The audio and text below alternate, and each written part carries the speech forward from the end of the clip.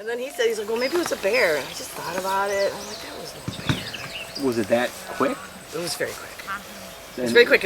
It was like it jumped. Like, you know, it was. I saw basically. If here's the road. I'm sitting here with the road.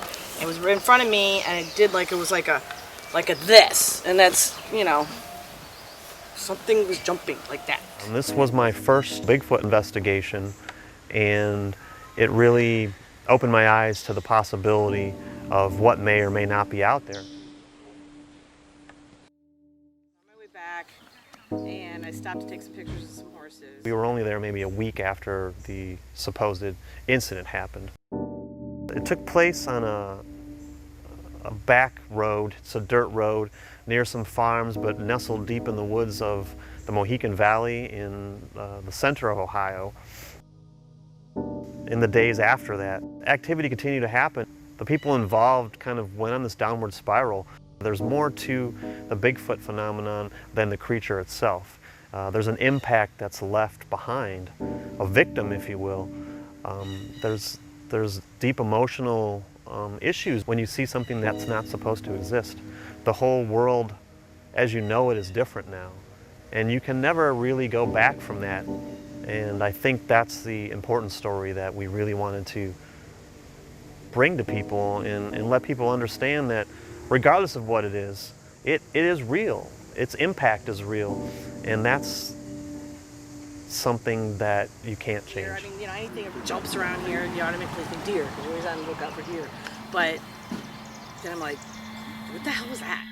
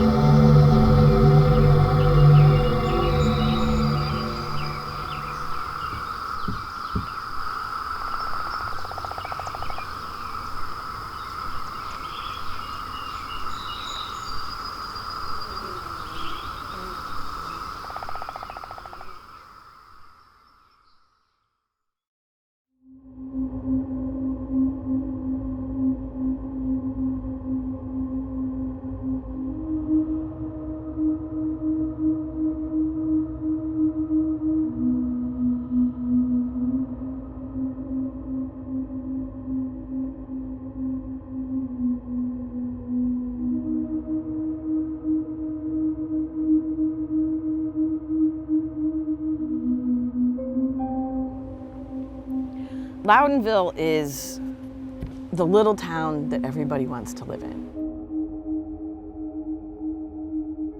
Downtown it's a cute little town. It's Main Street, USA. It's named Main Street, and it is exactly the quintessential Main Street, USA.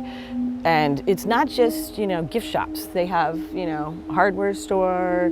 They've got, you know, convenience type stores. Everybody says hi. You know, you can't go to the grocery store without saying hi to somebody, and everybody's friendly, and it's just this cute old historic town, and there's a lot of people that have lived there for generations and stay there.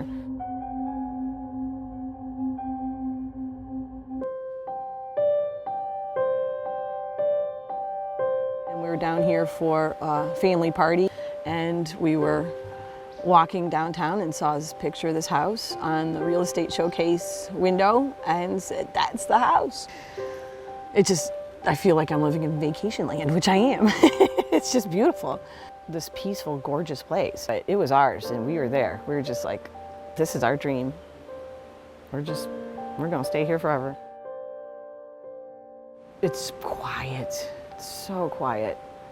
And just the dew rolls in, you know, like on a hot summer night, you know, and cooling down, and it's just lush. And it's just, you feel like you're just breathing oxygen, you know, and the birds, and, you know, we've seen an eagle there before, and just, you know, looking at the view, hanging out, enjoying nature.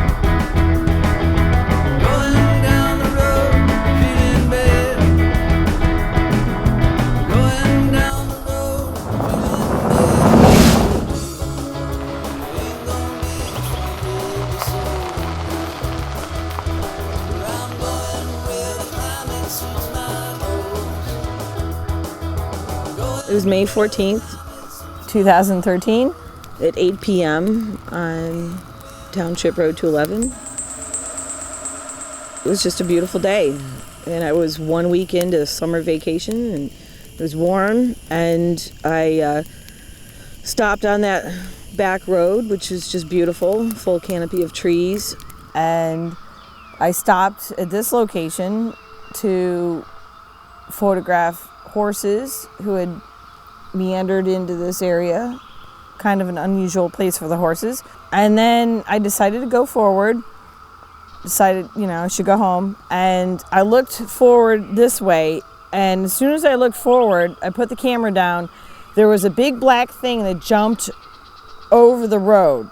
Where I saw it was where that kind of light colored gray tree is, and it was in the middle of the road. And then it disappeared into the side of the hill. At first I thought it was a deer because, you know, deer jump. That's what we, you know, see around here. I've never seen a big black deer with like hair hanging down, and it was just totally muscular. And so I, you know, stayed here for a few minutes further trying to figure out what it was. When I finally gathered myself together, I, you know, creeped forward with the car, and I scanned the hillside to see, you know, if it, you know, was a deer or whatever it was that jumped was there, and I didn't see anything, and I just got the creeps.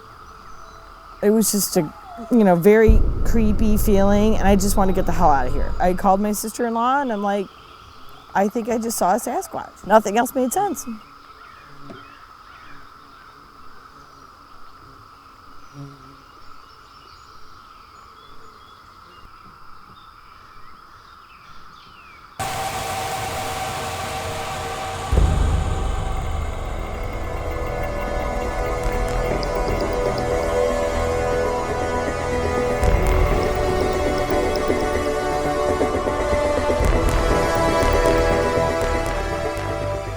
I started looking into sightings from basically June of 2006 up until the fall of last year.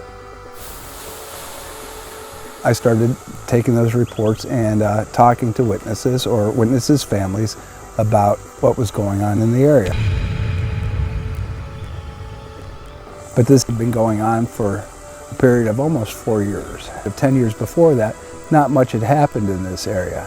It seems to cycle where the animals will either come in this case, I believe it was one animal that was just being seen over and over and over again.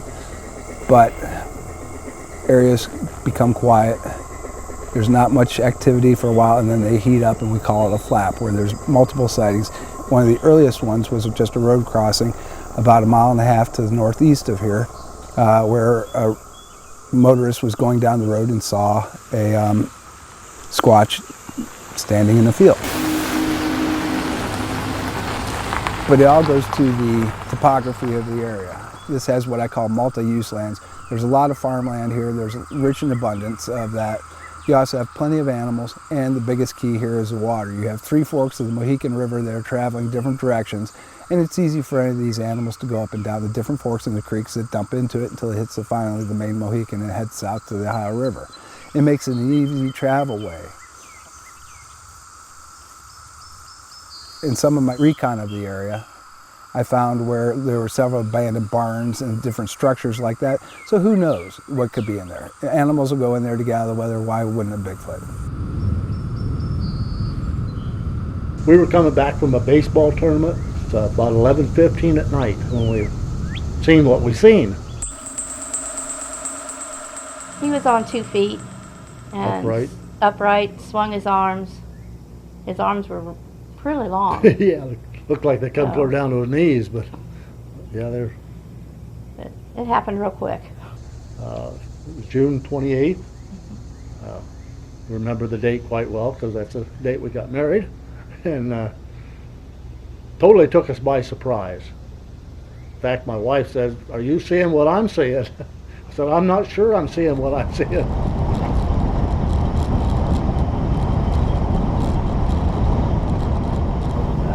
We were just driving down the road. Our grandson was with us. We got done with his ball tournament, so he was with us. Yeah. He was off to the side of the road. He looked right at us, and then he jumped up over the bank. But he stood and stared at us for quite a bit. And his eyes were kind of yellow. It was kind of eerie. He was brownish black.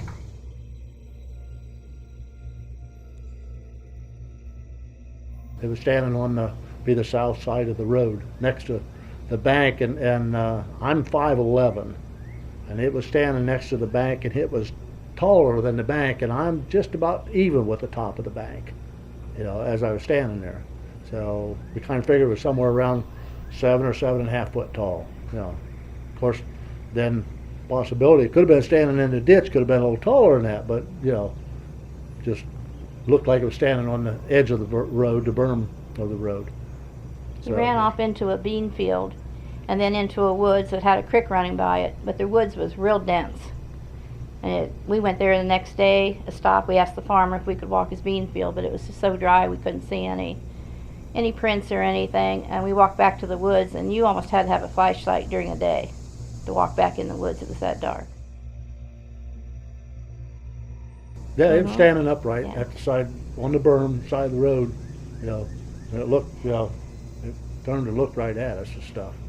And we found out the next day that there was a lady ahead of us in a red pickup truck, and when she saw him, he was in the middle of the road. Yeah, crossed right in front of her. But she just went down over the hill before we got there, and we didn't know anything about it till the next day, and our grandson was telling the team about it, and her grandson went over and told her, so she come over and said, I saw the same thing.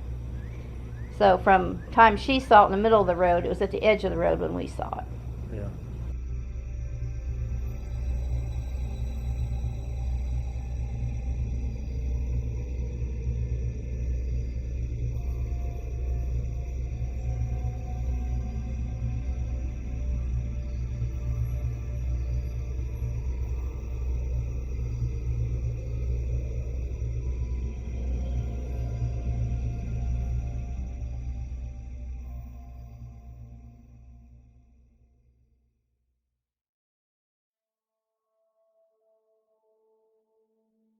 That day changed my life. It was an amazing day.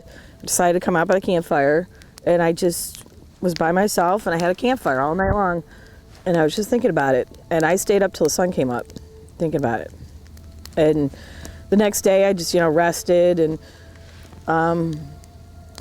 day after that I was preparing for a job interview. It was in the evening, and I was on the porch and doing some research on the computer, and before I went to bed I decided to see if anybody in Ohio had ever seen a Bigfoot before.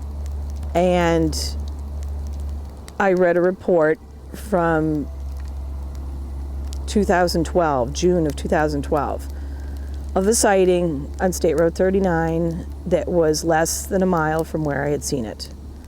And at that point, everything, it was just like that commercial, where your head just goes poof.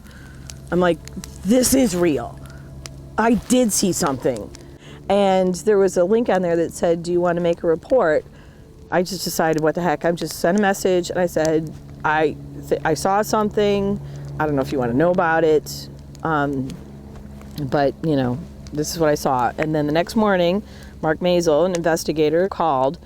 He said, the first thing he said was, I'm not surprised to hear you call because there have been several sightings in your area in the past 6 months. And that was another moment where I was just like, you're kidding me. Suzanne was extremely happy to have somebody come down here and look at the report. But the one thing that I was really interested in was that she actually saw this animal jumping. Maybe she didn't see it take off, but she saw it land in the middle of the road. So we were able to take some measurements and get an idea of what was happening. And when we come on an investigation like that, we're putting the pieces together. There was a little farm just to the north of that particular location where they had animals and all sorts of feed there. To the south was a nice field where the cows and the horses grazed. It was divided right on the road by a fence, but the fence wasn't very tall and it was on a slope, so it wouldn't be hard for a Sasquatch to jump over it and land like she did. But the interesting thing is that she actually saw the motion of it going through the air and landing. Speaking with some of the investigators, they're saying, it's a once-in-a-lifetime thing. I'm not worried, so I wasn't worried that it was here, because it's, happens once in a lifetime, and it's over there. It's not far, but it's not here. And the thing about here is that, we bought this place because of the land, and it's just beautiful. And we moved here in '99, and just to walk around our property, it doesn't matter what time of the day or night, it was just very, very peaceful. And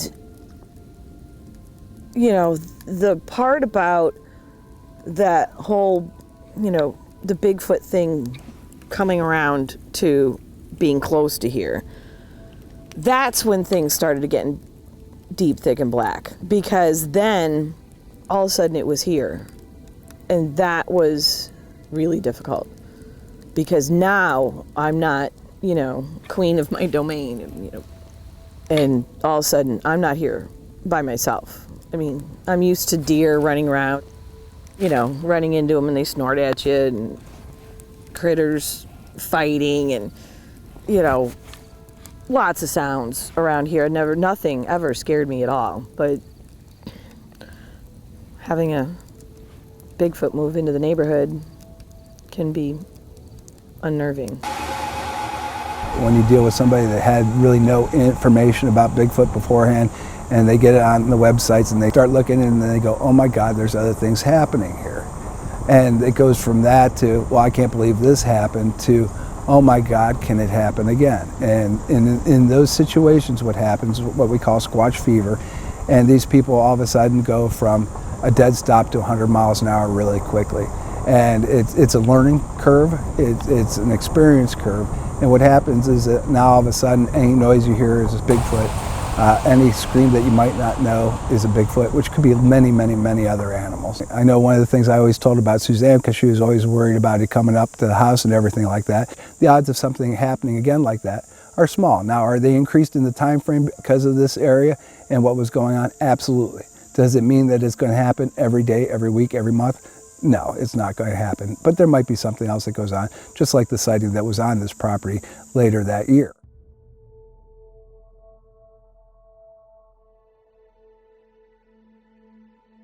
My brother-in-law came down for Memorial Day weekend 2013. We just had a monster pile of wood and had a fire big enough to be completely warm, pretending it was summer at 35 degrees out at 1 o'clock in the morning. And so we were winding down the night, and Bernie said he was going off to bed, and we decided to turn the tunes off and just sit and listen to the night sounds. And a half hour goes by. We weren't really talking much, just pretty quiet. And he let out this screech out of nowhere, and it was perfectly silent. And this screech went out, and then all of a sudden, the similar kind of screech came back at us. It was crazy. It was just, I don't know. It was from that direction over there, in the direction of my sighting. And I just, I don't know, I was just thinking about it. My head was, because then all of a sudden I'm starting to connect things. And then as my mind was being blown, he did it again, my brother-in-law. He let out another screech just as good, if not better than the one before.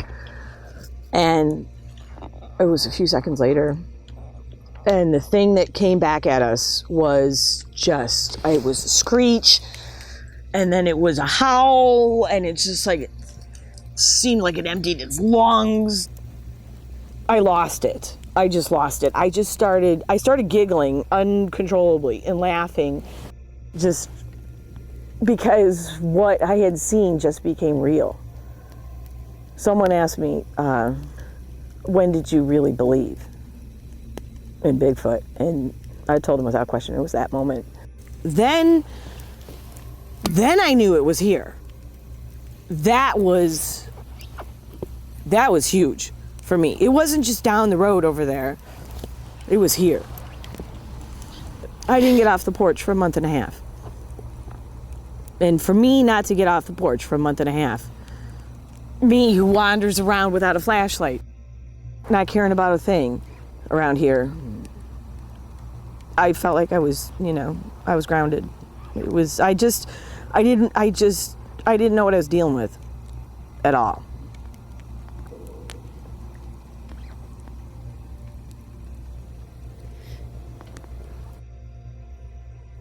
We decided to camp in our back campsite, this little covered area that's out of the way in the back of our property. Everybody piled in the weekend before Labor Day, and we were having a great time Saturday night. I hadn't really known Jen before. I think I met her once, but then all of a sudden she said, "What's that?" My friends and I were out here camping, and we came out here in this field to look at the Milky Way. It was a foggy night, and this image appeared in the fog, and there was nothing else around. There were no trees casting shadows or anything like that. So in my mind, what I saw was just a shadow. We were camping in the back area of Suzanne's property. It was a nice night, the end of summer, and we usually celebrate. Everybody's kind of looking straight up, and my neck gets tired, so I started to scope the landscape and look at the fog. Just take in my surroundings, and the longer we stayed out here, the more white the fog got. It became like a light. And back in there, behind those goldenrods, there was this image, kind of a bust over the growth. And I think I said, hey a couple times, and I was trying to get my friends' attention, saying, "What is that? Hey guys, what is that? What is that?" And they're all like, "Oh, it's the Milky Way," And I'm like, "No, yeah, over there, out there." I got intensely nervous and scared. I wasn't sure what I was seeing. So I decided to go back when nobody was paying attention.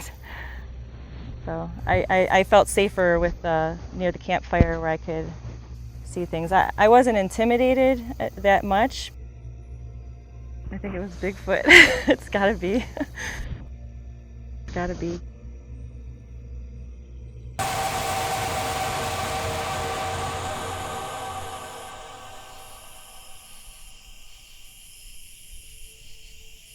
There was one night when I was sitting on the porch, again, on the porch, not out here, because it's, you know, as far as I could go, because I was unnerved about things I was hearing and still trying to figure out what it was that was going on. And I heard big, heavy footfalls.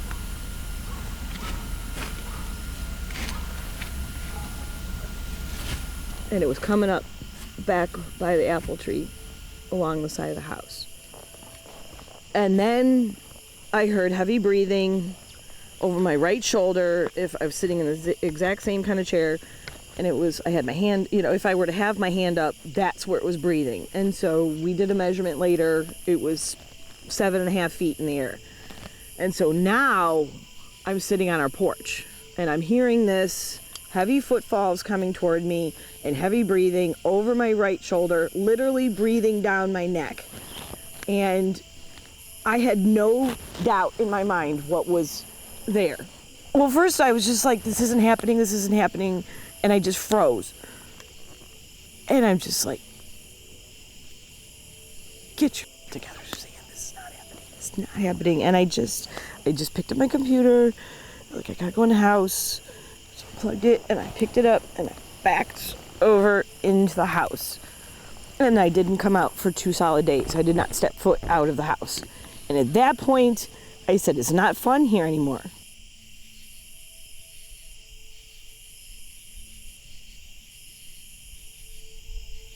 For me, it felt like the end of the dream.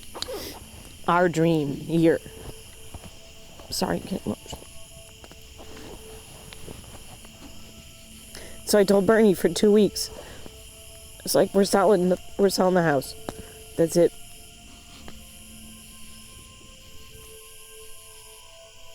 So I had to get to a point where I could deal with it. And I just had to make a stand in my mind. You know, it just, like,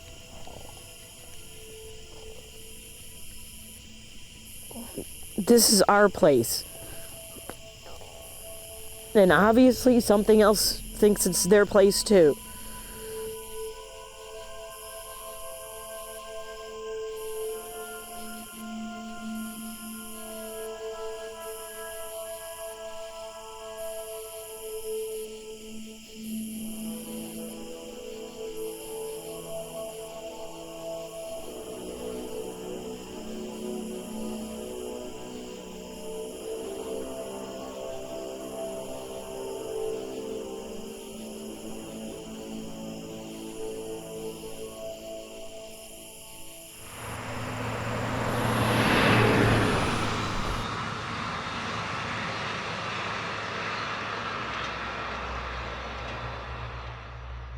I've been coming down here since I was a young boy. I killed my first deer down here when I was 8 years old. I have hunted this property and the property surrounding this area for many, many years. I know probably a 20-mile radius around where we sit today that I know like the back of my hand. I've walked it, I've hunted it. There's times that I was bored, I went out in the summer and just went out hiking. I have seen things that I don't know what they are. I've encountered a lot of things that are strange to me. There's things that I've encountered over the years that are not explainable. I have seen deer butchered to a point that there is no explanation. Mountain lion would not do what I found. Deer just destroyed. And on one occasion, me and a landowner here found a deer. It almost appears like someone grabbed the deer from behind and just, did a spiral on it, twisted the deer's head off, and threw it on the ground. I'm a hunter. I'm a butcher. I clean my own game, and you explain to me what did that this deer head right here on the road. I can't do that butchering it.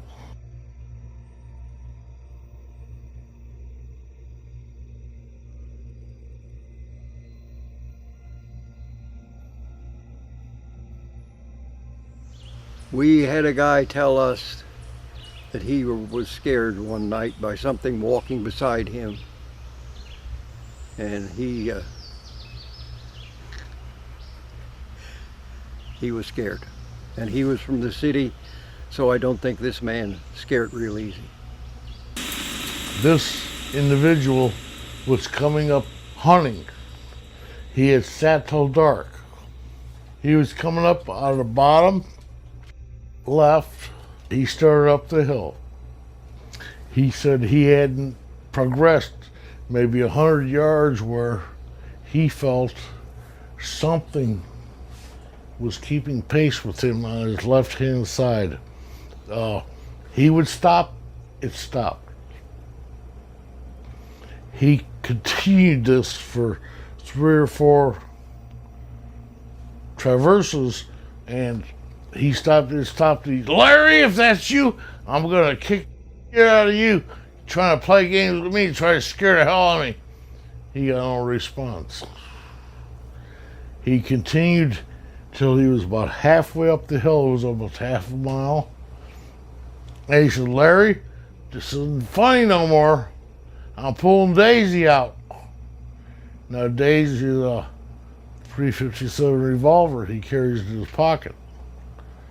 And he said he heard the crunch, which if you're a hunter, you know these things. He could hear this thing come through the leaves, coming directly at him. And he pulled Daisy out. He pulled his flashlight out. The flashlight took it down. And he says, oh my God, what the hell do I do now? He said he was thinking of calling me. I'm like, well, what am I gonna do, you know? But he got up to where the gate is. He got up to the gate. He got outside the gate.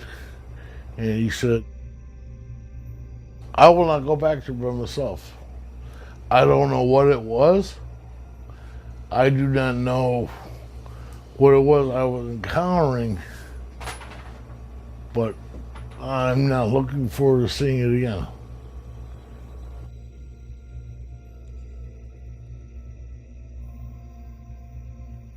My one encounter where I believe what I seen was Bigfoot was February 2015.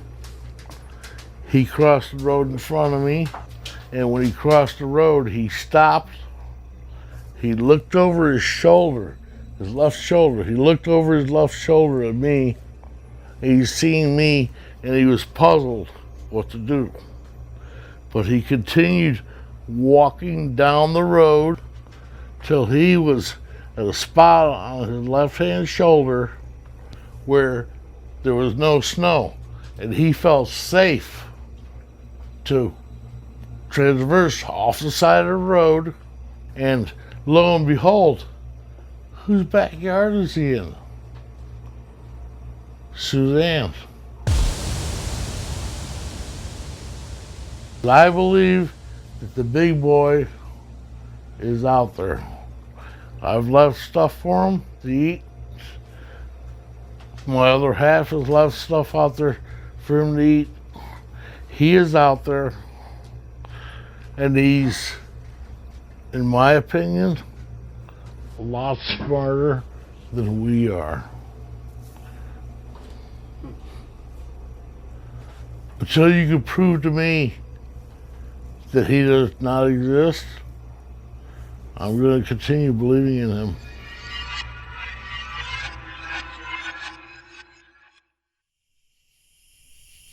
But I met somebody nearby whose property was connected to this property. You know, just kind of catty corner. I mean, it wasn't exactly connected, but it's pretty close. 5,000 feet from here to there. And they told me that there was some activity going on in the back 80. And they told me about some hunters that had left, seasoned hunters that didn't want to return. And, it's secondhand stories, but to hear them, the people that are over there talk about it, I'm like, wow. I mean, that looks like the place. I mean, if they're gonna hang out, they're gonna hang out at this property and that one over there in the back 80. The back 80. It's 80 acres. Well, the back 80 property is, it's a piece of land. It's been long overlooked. For many years, was excessively hunted. Slowly over the years, we've trimmed down the people hunting there, and we're at a point now where it's leased, so it's extremely limited. Well, at the present time, it's just setting here, more or less. We used to farm in here, but now the deer population has got so large that you can't really raise a corn crop.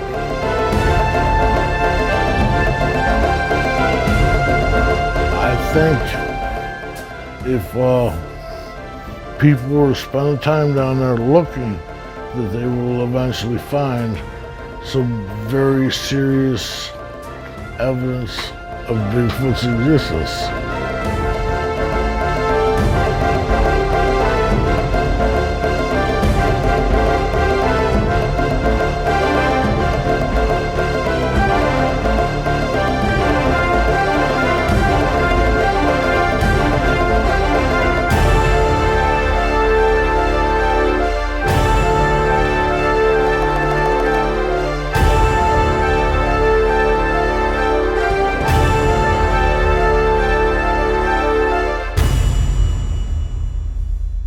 I would put money on the fact, if it's still here, it's in the back 80.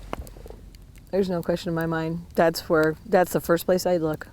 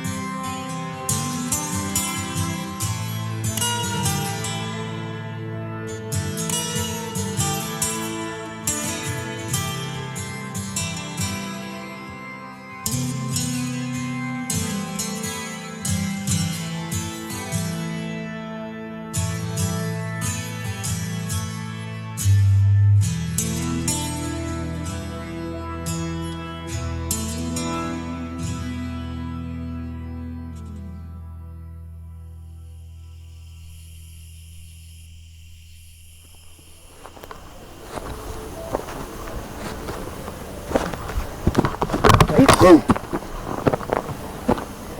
Speed bump. That would work.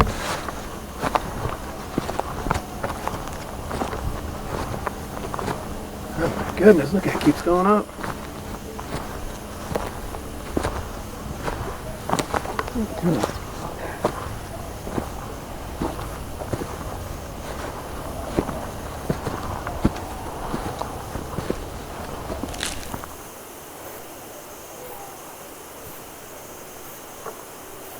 Oh yeah, you hear things I hear over there and over there.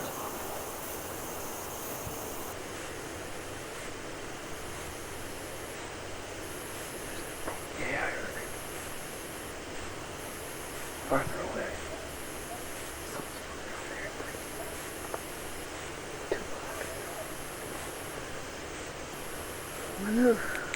That was pretty close. What's that? That one got pretty close.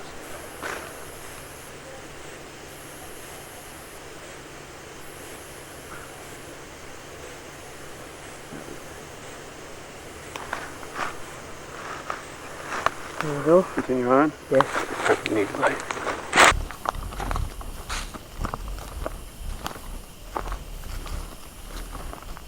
There's that hunting barn. It is kind of creepy. It is creepy. It's like we're in the haunted I know, forest. we're in the haunted forest. Exactly. Yeah, somebody Maybe some jumped cool out of jumping there. I out know. there, It's like I have a heart attack.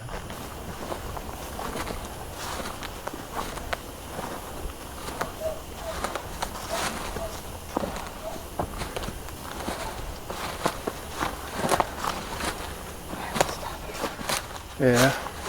Break.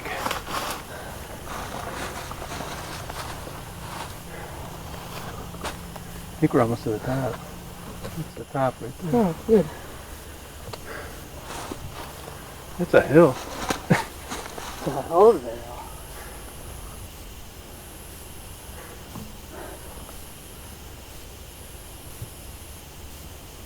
What we need to do though is just sit Yeah. in here till like 2, 3 o'clock in the morning. Just be quiet and say nothing. Look.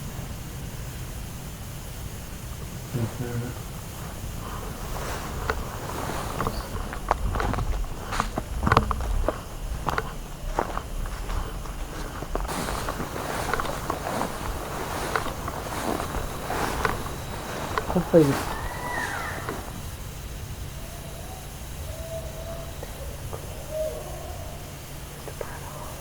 Yeah, no?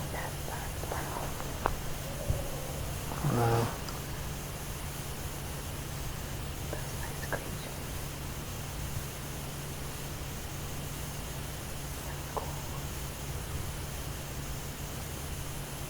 A little creepy. Yeah.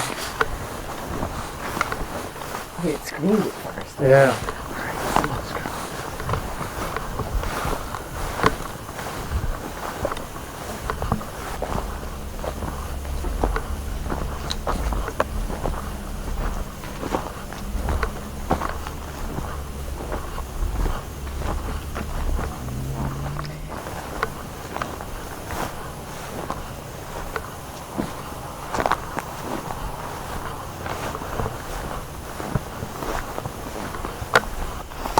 Oh, you?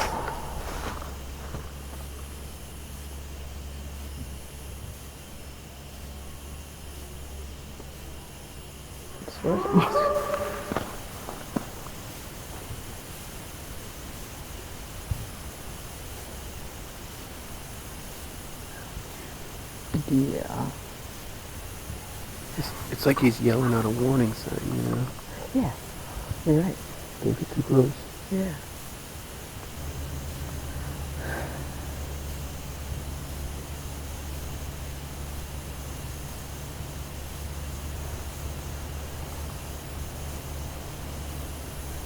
By the way.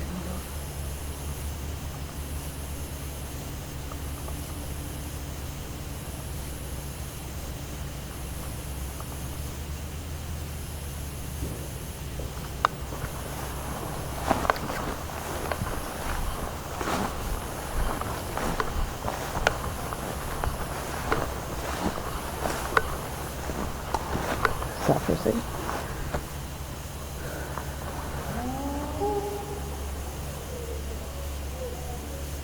That thing up there making noise.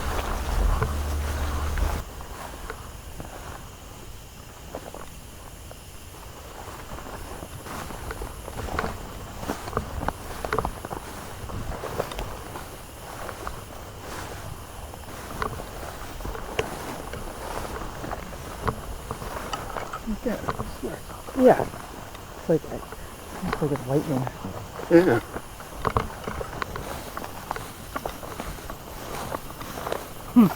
That was cool. That was one of the greatest screeches I've ever heard. I know. Impressive. So I've got a few of them on tape. A couple good ones from our yard, but that was a good one. Like screamed right at us. I'm gonna lean up against the chair.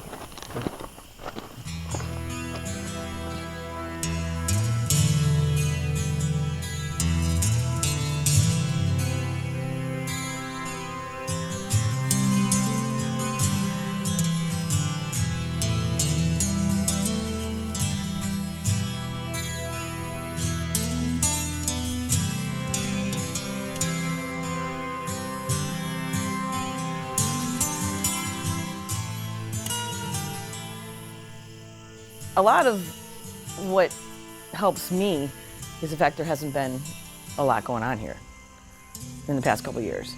So it really gave me a chance to, just kind of breathe and take it all in and think about it. When it's quiet, it's good because everything's peaceful and calm and I just look back on it now and it's kind of a long time ago, but not really. And I just think, wow, I still can't believe all that happened. At the time when it was all going on, somebody suggested I just make a stand, just take a stand, and I'm like, no, this is our place, we're staying. And it seemed like after that, things died down. It was kind of weird. And I'm not saying it's because I wanted it to, but once it stopped, I still was like looking around every corner wondering, okay, it stopped now, but when's it gonna start again? And it's been a couple years. It's all individual to each person and how they deal with it and process it. But what I can say to people who have gone through something like this, it's just, you do get to a normal place again. It's never the same, but you do. And, life goes on and, important things are important and, work, job, family, friends. You get through it, sometimes I wonder now, geez, I wonder where they are, is it ever going to happen again, but then I think, I can breathe again, and it just feels good, it feels comfortable.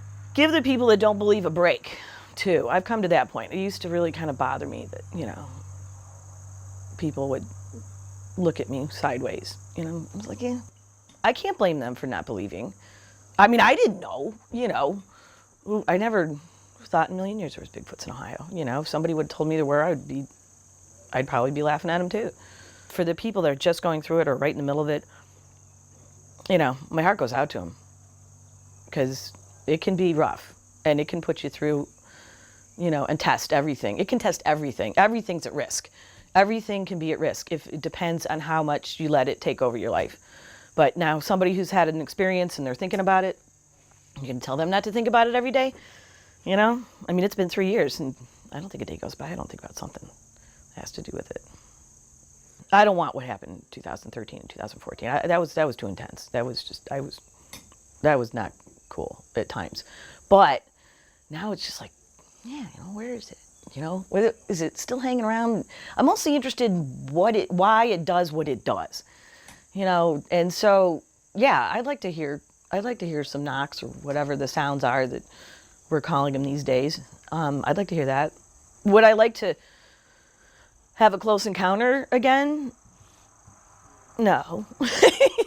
But if it's like over there, and I see it over there and I'm like, wow, that's cool, But, I guess I can say, oh yeah, I'm fine now. It's all good, until the next time, I don't know when that's going to happen, but yeah, I'd like to. It's just because I want to know more about it, It's kind of like, I describe it like storm chasing. You want to see the tornado, but if you're up close, it'll wreck you. It's like, take a nice picture of it over there, and hopefully it's just in the fields and not tearing up anybody's house. I'm over the part of, not believing, people not believing. I'm just coming from a place where I believe. And that's, if you don't like it, too bad. And, I mean, that's where I'm at. I mean, you could go have discussions up one side and down the other about, what's real, what isn't real, trying to prove it and all that kind of stuff. It's like, kind of, take the next step. Okay, yeah, it's real. Now what is it? And why does it do what it does?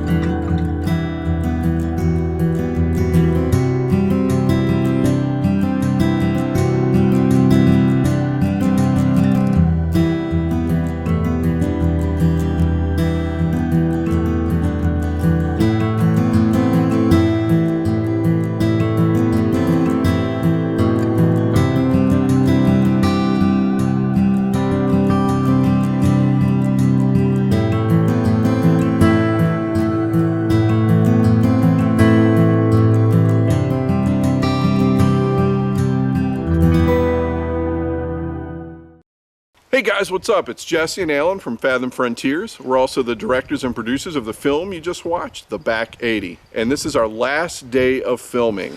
We're here at Suzanne and Bernie's place. The Back 80 is back in there somewhere. And you know, since 2013, no one's really done a proper nighttime investigation here. So after we wrap up this afternoon, tonight we're gonna set up the tent, we're camping out here, and we're gonna actually do a full-blown investigation, just Jesse and I.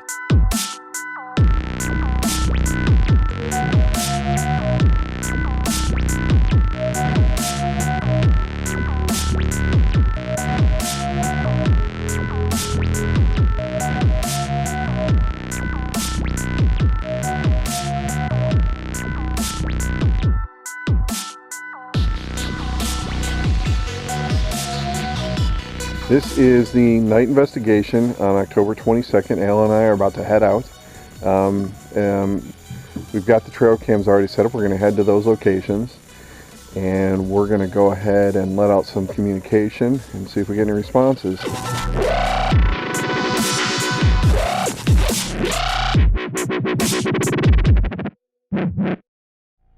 So Jesse's going to head back to the back of the field out back behind the house.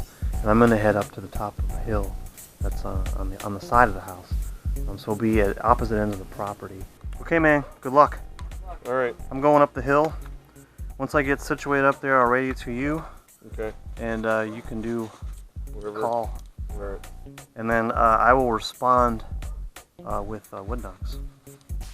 Normally, in some situations, you'd go red light. As you can see, I don't have a headlamp. I do have a white light that I'm going to use though, just because it's, you know, pitch black and I don't want to walk up on something if I can avoid it.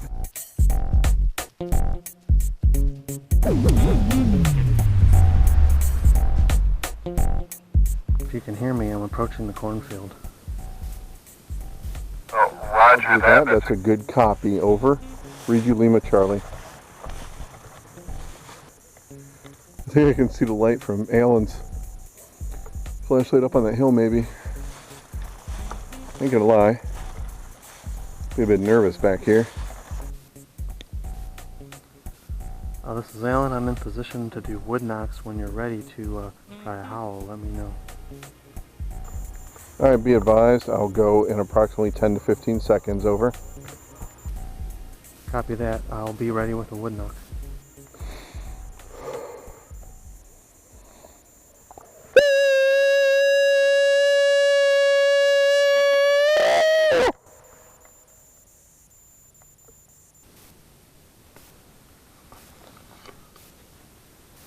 I barely heard it, but I did hear it.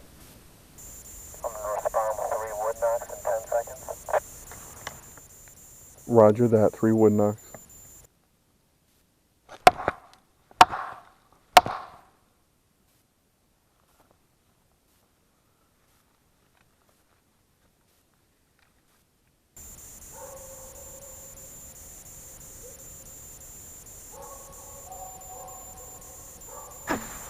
All quiet up here, very quiet. Yeah, roger that. Nothing down here except that dog barking in the distance. Alright, well, it's really quiet out here tonight. super creepy though. I'm gonna head down. Meet up with Jesse.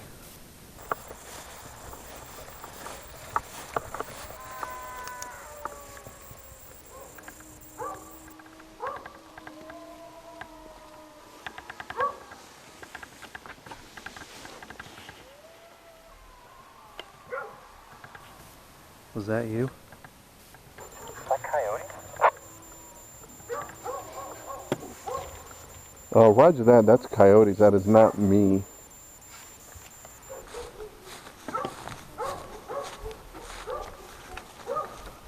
Heebie-jeebies, something fierce right now.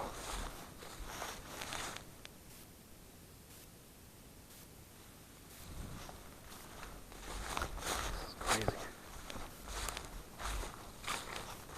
I'm just trying to remain calm. I think even that just one howl in wood knock seems to maybe stirred some stuff up. Hey man.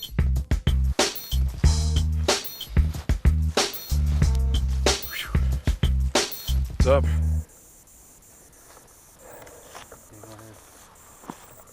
All right, what I'm going to do is, Alan and I are basically going to shift to an observational mode. We're going to go back to home base, which is the house. We're going to sit outside. We're going to be observant. We're going to listen. We'll have the cameras and do that for a while and see if we hear anything. Because right now there is nothing. So I'm going to do one more howl to try to, see what happens. Then we'll go sit down. We've covered the whole property. We've been on both ends of it, extreme ends of it, and we've done a lot of noise and stuff to try to stir things up.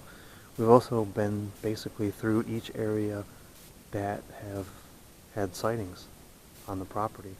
So if there's anything out there, we just stirred it all up. So our best bet now is to just sit tight and see what we find. Here we go.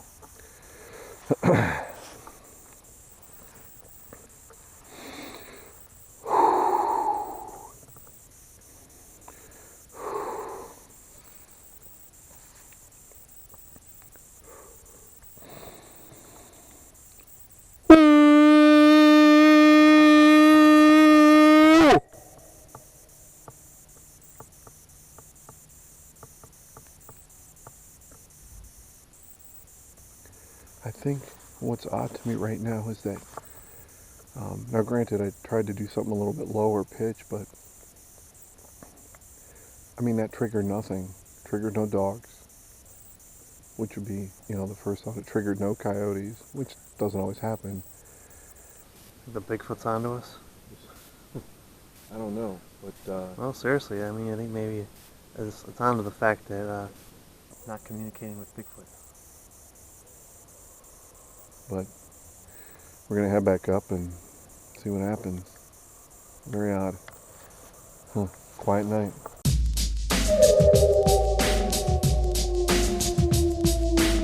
So yeah, Alan and I made our way, or he made his way up the hill rather, and I made my way back to where I'd set the trail cam earlier. And when I got down there, super quiet, nothing. We did the howl. You hear the knocks? That set off some dogs barking and stuff. But what was weird is then over in the general direction of where we hear this dog always barking, it was, I think it was pretty sure it was a pack of coyotes. However, there were one or two howls mixed in that seemed to carry a little bit longer, that seemed a little bit different. I was wondering if you picked up on that. I got that. It was almost too. like the first one, and then the coyotes mixed in quick right away. That first one sounded, I thought was you, and then the coyotes kicked in, but that first one sounded different. So when it stopped, when I heard that, I actually stopped and I got the chills, because I was like, that really didn't sound exactly like a coyote. I started coming down. I just got back down off the field, back on the main trail, and all of a sudden it was just like this wave of, I gotta get out of here. Really? And I just started looking all around frantically. Like I don't know, it felt like there was like big time something right there. Like I kept thinking I heard something moving towards me, and I kept looking behind me. And I got down in front of the house, and I just whipped around real fast and shined the light up there. And I don't know if it was an optical illusion, but it looked like 2 eye shines, and all of a sudden it went away, like whatever it was closed its eyes. Back at the bottom of the trail where I just came from. Now I don't know, my mind's playing tricks, but I was perfectly fine on the way up and doing woodknock stuff, and then all of a sudden it just felt like I had to get out of there. It was pretty weird.